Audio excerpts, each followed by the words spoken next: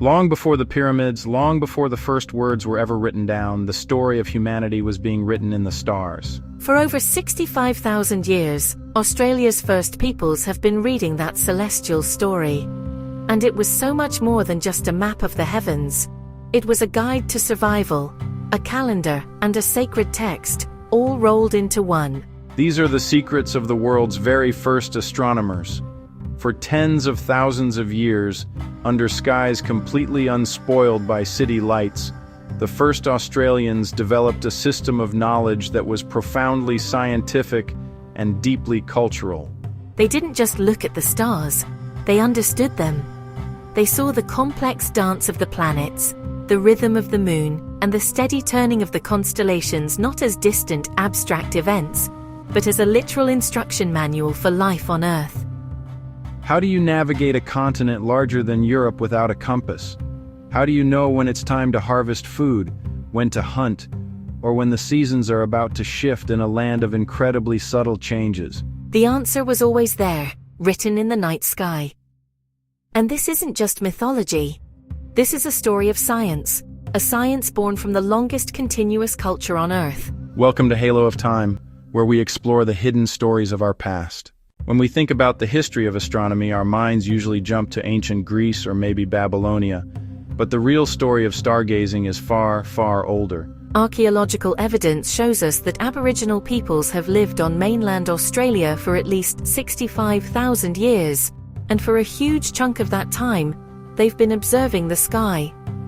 That makes their astronomical traditions, without a doubt, the oldest on the entire planet. Just think about that for a second. It's a time scale that's almost impossible to wrap your head around. It predates the telescope by millennia and goes back to a time when our ancestors were living through actual ice ages. In that world, astronomy wasn't some academic hobby. It was a fundamental tool for survival. The problem was simple. How do you live in harmony with a complex and often really challenging environment? The solution was to create a system of knowledge that was both practical and portable. A system passed down through oral traditions, ceremonies, and art, all linked to the predictable, clockwork motion of the heavens. Across the continent, different groups developed their own unique traditions, but a powerful theme connects them all. As above, so below. They saw the sky as a direct reflection of the land.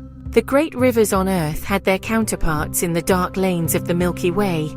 The behavior of animals was mirrored by celestial figures, and the great cycles of the seasons were announced by the rising and setting of specific stars. This was a worldview where science and culture weren't separate things, but two sides of the same coin, passed down with incredible accuracy from one generation to the next. Maybe the most famous example of this skyland connection is the emu in the sky. Now, unlike the constellations you might be used to, which are all about connecting the bright points of stars, the emu is a dark constellation. It's formed by the dark clouds of dust and gas that stretch across the magnificent river of the Milky Way.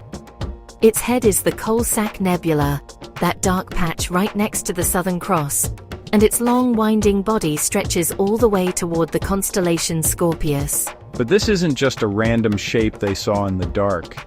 It was a living, breathing calendar. For many Aboriginal groups, the emu's position in the sky throughout the year tells them exactly what's happening with the real emus on the ground. When the celestial emu first rises in the evening, it's a signal that female emus are building their nests. A bit later, when it's horizontal across the sky, it looks like a male emu incubating the eggs. And that was the precise time for a crucial act of survival, collecting emu eggs for food. Then, as the emu's orientation changes again, it indicates the eggs are hatching and they're no longer a food source. Amazingly, this knowledge is literally etched into the landscape. In Ku-ring-gai Chase National Park, there's an ancient rock engraving of an emu. And during the autumn months, right when it was time to collect emu eggs, the celestial emu in the sky aligns perfectly over its earthly portrait. This is science you can live by. The problem?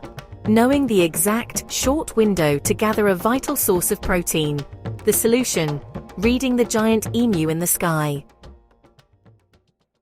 Navigating the vast and often featureless Australian landscape was another huge challenge. Today we might think of using the Southern Cross to find our way, but Aboriginal traditions were way more sophisticated.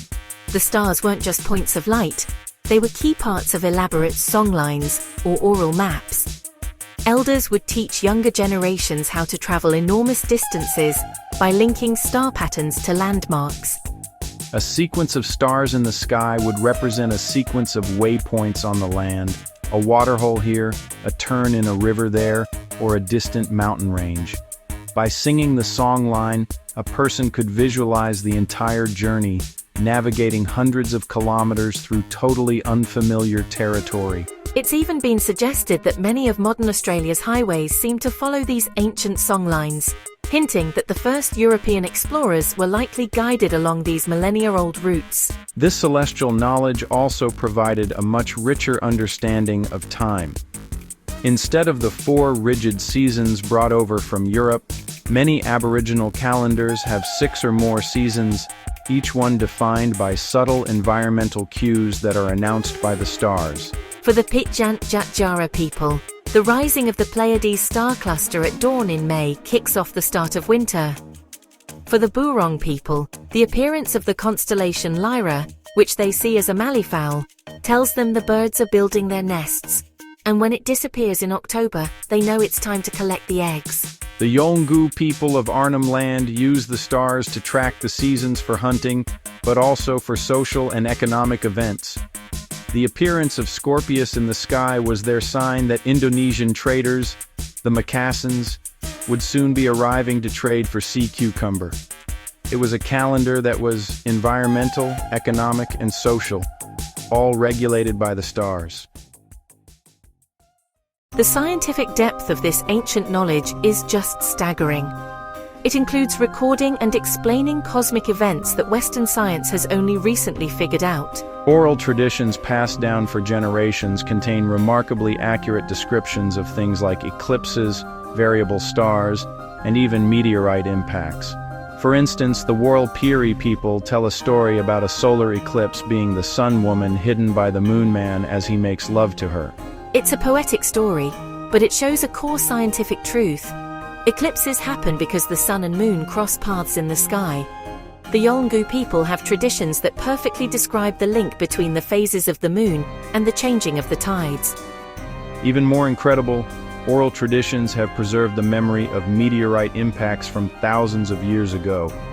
Stories from the Arunte people in Central Australia describe a fire devil that fell from the sun, burned the land, and created the craters at a site we now call Henbury. Scientific dating shows these craters were formed about 4,700 years ago, meaning that story has been passed down accurately for nearly 5 millennia. Similar stories from the Western Desert explain the origin of the Wolf Creek crater. This living library of knowledge proves that oral tradition isn't just a collection of fables. It's a powerful and reliable way to transmit precise scientific data across unimaginable gulfs of time. For tens of thousands of years, the night sky was a constant companion, a library of knowledge, and a sacred text. But in just a little over 2 centuries, so much of that has been threatened. Light pollution from our cities has literally erased the stars from view for millions. For many of us, the Milky Way, that great river in the sky, the body of the celestial emu, is something we might only ever see in pictures. When was the last time you stood in true darkness and just saw the sky as our ancestors did? This disconnection is a profound loss. It's the loss of a scientific tradition that allowed people to thrive in this land for 65,000 years.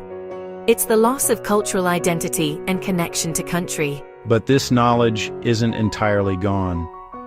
Researchers like Dr. Dwayne Hamaker and proud Indigenous astronomers like Kirsten Banks are working with elders to document and revitalize this ancient science. They are showing the world that these traditions aren't just relics of the past, but a sophisticated, valid system of knowledge that deserves our respect. We'd love to hear from you. Does your own culture have stories about the stars? Share them in the comments. By sharing these stories, we all help keep these traditions alive. The astronomical knowledge of Australia's First Peoples is a monumental human achievement. It's a science that is both incredibly practical and deeply profound, a guide for survival woven into the very fabric of culture, ceremony, and law. It teaches a powerful lesson. Everything on the land is reflected in the sky, and everything in the sky is reflected on the land. These 65,000-year-old secrets are more than just a fascinating piece of history. They offer a completely different way of seeing the world, a reminder of a deeper, more intimate connection we can have with our environment and the cosmos itself. By looking up at the stars, we're not just looking into the past. We are looking at a legacy of knowledge that can still help guide us today. It turns out the world's first astronomers still have so much to teach us. Let us know in the comments what other lost kingdoms you want to see us explore next. Thanks for watching. This has been Halo of Time. If you enjoyed this journey, hit the like button and share it with someone who loves history as much as we do. Until next time, stay curious.